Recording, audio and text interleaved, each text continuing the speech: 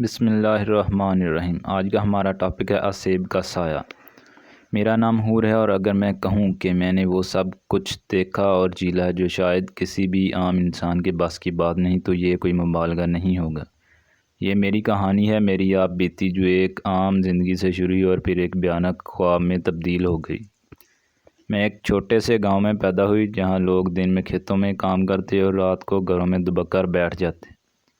ہمارے گاؤں کے باہر ایک پرانا سنسان حویلی نما گھر تھا، جس کے بارے میں مشہور تھا کہ وہاں سیب ہیں۔ میں نے ہمیشہ ان کہانیوں کو مذاق سمجھا، لیکن پھر ایک رات سب کچھ بدل گیا۔ میری عمر تقریباً 17 سال تھی جب میں نے پہلی بار اس سیب کو محسوس کیا۔ وہ رات عجیب تھی، پورے گاؤں میں ہوا ساکن ہو گئی تھی، جیسے کوئی نادیدہ آنکھیں ہر چیز کو دیکھ رہی ہوں۔ میں اپنے کمرے میں بیٹھی پڑھ رہی تھی کہ اچانک میرے کمرے کا دروازہ خود بخود آہستہ آہستہ کھلنے لگا۔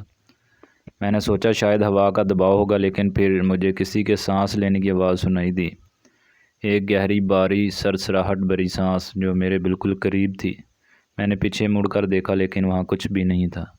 میں نے خود کو تسلی دی کہ یہ محض میرا وہم ہے اور سونے کی کوشش کی، مگر وہ رات میری زندگی کا سب سے بھیانک موڑ بن گئی۔ مجھے محسوس ہونے لگا جیسے کوئی میرا گلا دبا رہا ہو۔ میں نے اپنی آنکھیں کھولنے کی کوشش کی، لیکن میرا جسم جیسے مفلوج ہو گیا تھا۔ اچانک میرے کمرے کی کھڑکی زور سے کھل گئی اور سردی کی ایک تیز لہر اندر داخل ہوئی۔ میں نے اپنی آنکھوں کے کونوں سے ایک سائے کو دیکھا جو دھیرے دھیرے میرے بستر کی طرف بڑھ رہا تھا۔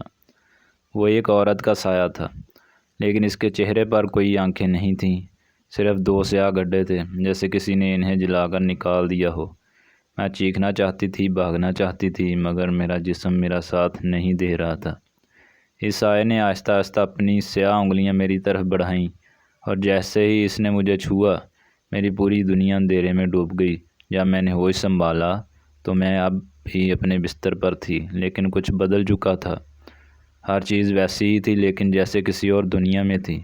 ہر چیز کی رنگت مدھم پڑ چکی تھی، جیسے زندگی کے رنگ نچوڑ لیے گئے ہوں۔ میں نے اٹھنے کی کوشش کی، مگر مجھے ایسے لگا کہ میرے جسم پر کوئی بھاری بوجھ رکھ دیا گیا ہو۔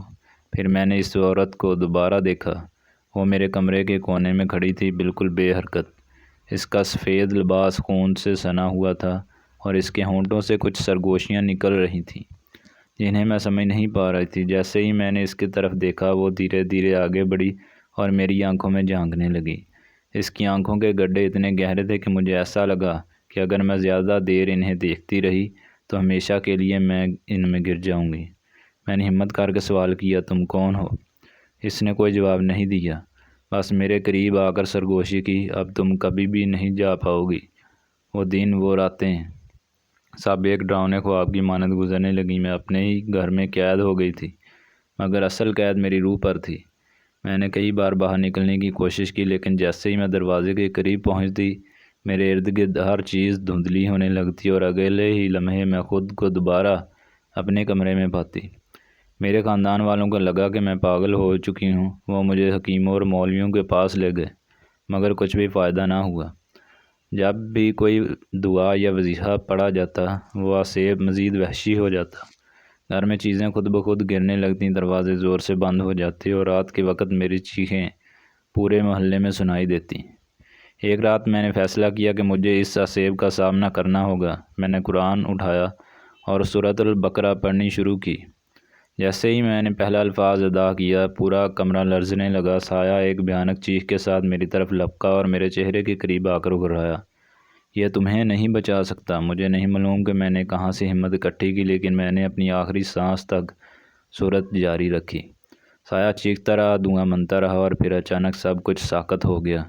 میں نے آنکھیں کھولیں اور پہلی بار میں نے روشنی کو محسوس کیا۔ ہوا میں بوجھل پن تھا، دیواروں پر خون کے نشان مٹ چکے تھے، اور وہ سایہ، وہ ہمیشہ کے لیے جا چکا تھا، مگر میں جانتی ہوں کہ وہ کہیں نہ کہیں موجود ہے۔